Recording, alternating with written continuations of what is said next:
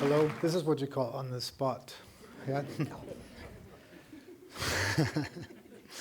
So, once upon a time, I'd say about 20 years ago at this stage, I was sitting with a good friend of mine in his house, in his kitchen, drinking tea and chatting about this and that, as you do, whenever the topic turned to human anatomy.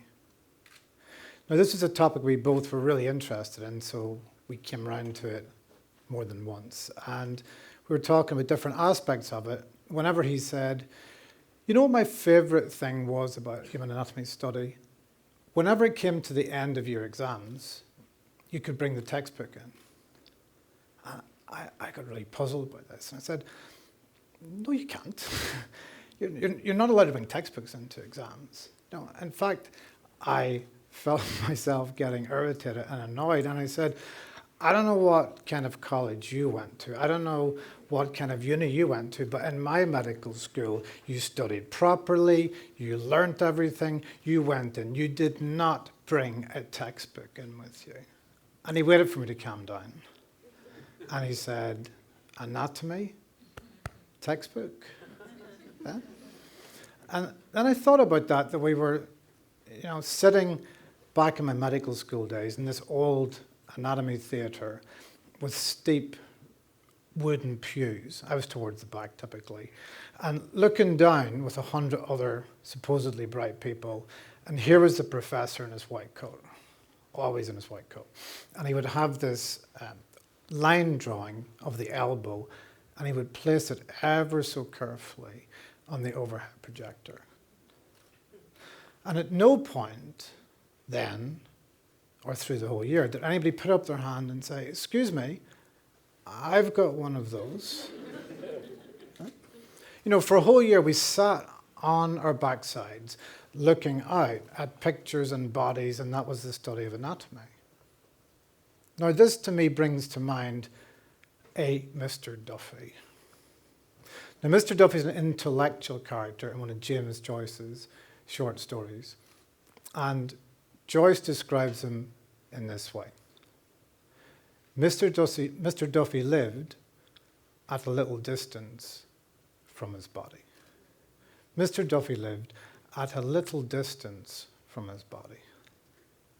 Now, I happen to think that describes a lot of us a lot of the time, that we're removed from our experience. You can call that left brain, right brain. It's the subject of my talk, Mind the Gap. So what benefits does this gap confer? Well, when you step back from experience, you can reflect, you can observe, you can name, you can categorize, you can label. That's all of science. And I have to say, I love science. It's fantastic and it's brilliant, and it may not be in balance.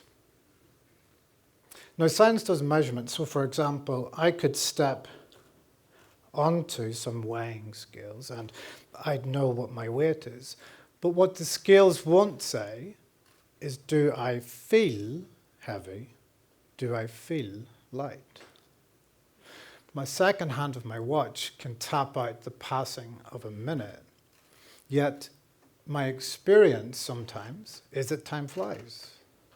Sometimes time stands still. Here I am standing, we could measure my height, that's measurable, and yet sometimes in a given moment I could feel crushed, I could feel elevated. So here's these two streams of information, measurement, my own experience.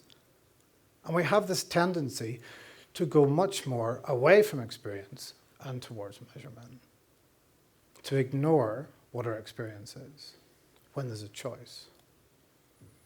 The funny thing about that is sometime, somewhere, somebody said, that is a meter. Yeah? That lump is a kilogram. It's a man-made arbitrary measure. And we go with that and not with what we feel.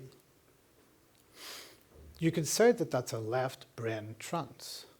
We don't go with our direct experience, our own expertise. We go with the measurement. And if this trance had a rhythm, I think it might go something like this. Beginning, middle, end, next. Beginning, middle, end, next. Beginning, middle, end, next. And we are slaves to this rhythm.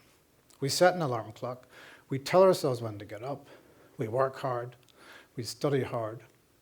We might even exercise in the name of health. We might eat healthy food because we're told that's good for us. But what would balance be? Balance would be I move my body moves me. Perhaps my body doesn't want to run a marathon. Perhaps my body doesn't like the food that I feed it. And what if we break this trance, if we step off the treadmill? Well, that's commonly called a holiday. So what happens on a holiday? Well, what comes to mind for me is cartoons. And if you know Roadrunner has Wile E. Coyote after him. And invariably, Wile E. Coyote at some point ends up over the cliff. Yeah? Legs going, looking down, plummets to earth. For us, though, we don't plummet to earth. We plummet into our own body to find there that we're exhausted or we get sick. And that's a very common experience. And it says we need to rest. Not rest deferred, the can kicked down the road, but rest every day. And people say, yeah, I go home and I lie on my couch and I watch TV. That's not resting. That's doing nothing. Right. Seriously? Rest is a feeling. Rest is a physiological state with chemicals where you say, I feel rested. And we want to be able to say that every day, even a little bit. So what would be a little version of that?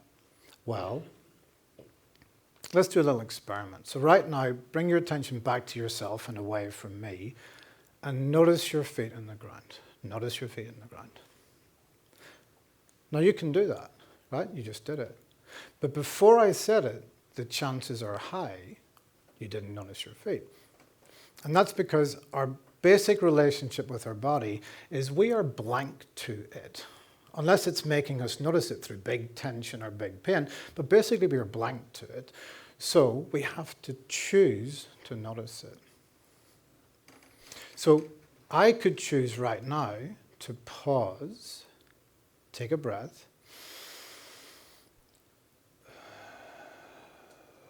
and feel that breath.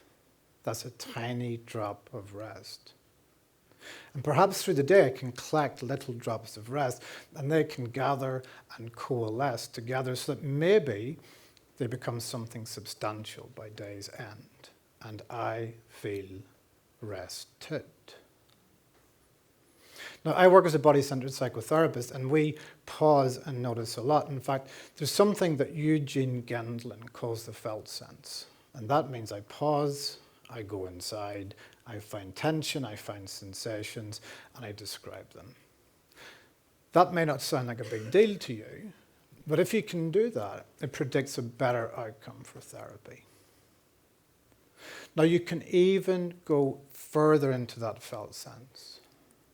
And particularly where your attitude to yourself is warm and kind in your attention, you can melt the frozen ice that is the emotion lying deep inside. My subspecialty is post-traumatic stress disorder, and there are many, many ways to describe that.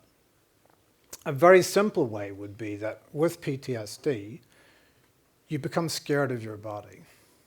And we've seen some music here that if inside your body there was an orchestra, the instruments are not playing well. They're playing at the wrong time, or they're not playing, or they're too quiet, or they're too loud, as your brain and body clash. So we come into discordance and disharmony. So again, what can happen with the inclusion of the body in therapy is, first of all, someone can know that they have a body, that it feels okay, that it feels safe enough. And if we go deeper again, we can release stored trauma, that we can recalibrate the nervous system, that we can restore a sense of rhythmicity to the body. How else might we close this gap between left and right? Well, movement. Movement is not something that we do. Movement is what we are. A good way of telling that you might be dead is you're not moving very much, right?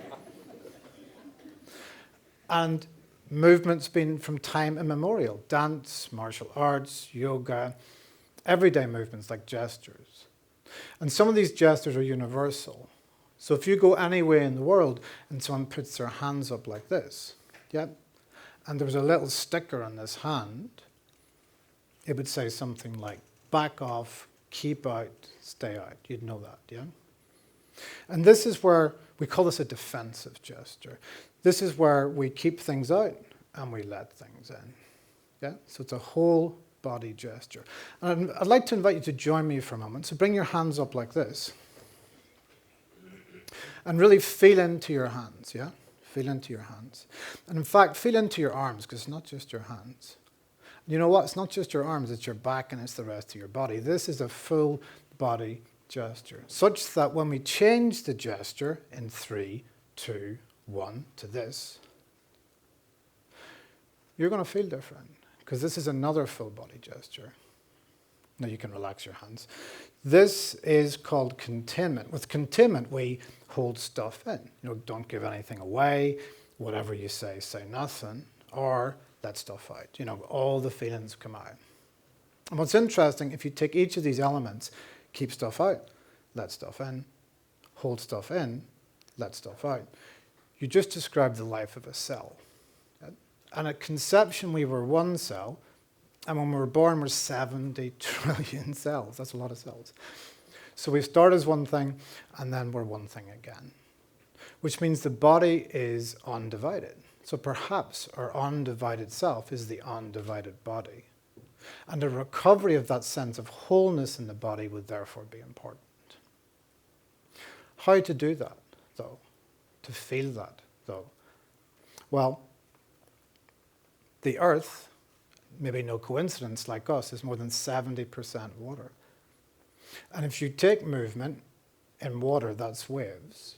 And if you go inside to look for waves, well, you'll find them everywhere. You go to your brain, there's the brain waves. You go to your breath, and you've got your rising, falling breath. As it breathes you, that's a waveform. If you go to an individual cell, and you could have a microscope, it's expanding and contracting as a wave. If you go inside that cell and you could see every chemical reaction in the body, it's on a waveform. Or you could go to your spine. The sculpture of your spine is a solid wave. And yet if that spine moves, and here you might think of seaweed in sea, it moves forward and back, it moves side to side. And if you combine those, you get a circle, but we're three-dimensional, so that's a spiral. So maybe a sense of coming back into our fluidity, back into our fluidic selves, is feeling some wave motion. That we don't feel so chaotic, we don't feel so contracted. That we feel health, that we feel wellness. Speaking of wellness, the World Health Organization, right at the start of their constitution, essentially said the following: the absence of illness is not the presence of wellness. The absence of illness is not the presence of wellness. Now that makes wellness a felt sense all by itself. Something for us to feel, a state of well-being. And as the poet Mary Oliver says, you only have to let the soft animal of your body love what it loves. You only have to let the soft animal of your body love what it loves. So maybe that's doing something active, you know, gardening, rowing, walking, cycling. Maybe it's doing not so much meditating, watching the sea, watching the stars, being with friends, being by yourself. But with any of these, you have well-being, from calm and contented all the way through to excited and ecstatic, and every point in between. So the exciting bit here is what the science tells us. If I can feel that wellness and locate it in my body, if I can stay with that for 30 seconds, and you know what? That would just be 3 breaths in and 3 breaths out. If I can stay with that for 30 seconds, I create a pathway of wellness in my brain, that I can do that for myself. That's all it takes. And in the medical model, here's the focus on illness. What's wrong with you? What's wrong with you? What are the symptoms? What's wrong with you? And we're complicit. We go in. And that wellness is what's already working in your life and what else can be working in your life. And working in the trauma field through many years, it's absolutely essential to recover a sense of wellness, to recover a sense of health. That is vital for us. So I've talked about a body as if it's in isolation, that there's just me and a body, but we come out of one for a start, and there's bodies all around us, and they're a big influence on us. Yeah? And then we've got the wider body of the ground below us. And so our connection with nature is essential towards this wellness. And this was drawn home to me really forcibly recently. I was up in Darwin and I met with some indigenous people who were in from the bush because they had a relative in the hospital. And as they walked along, I couldn't help but think, they've always walked the earth this way. And it was really easy to imagine the pavement falling away and the concrete and the buildings and just to see the footsteps touching the outback again. To see these feet kissing the ground in union and communion, their body to the body of the earth. And there was a dominant quality to this movement, and that dominant quality was stillness. So as we move to close this gap from mind to body, with other bodies, with the body of the earth, we draw on old practices, movement, ritual, meditation, maybe therapy, maybe dance, who knows. We try to embody more. And wouldn't it be great, while we're still on this earth, if we could one day turn around and say, because this is our birthright, I want to say that, this is our birthright, to be able to turn around and be able to say, here I stand on this earth.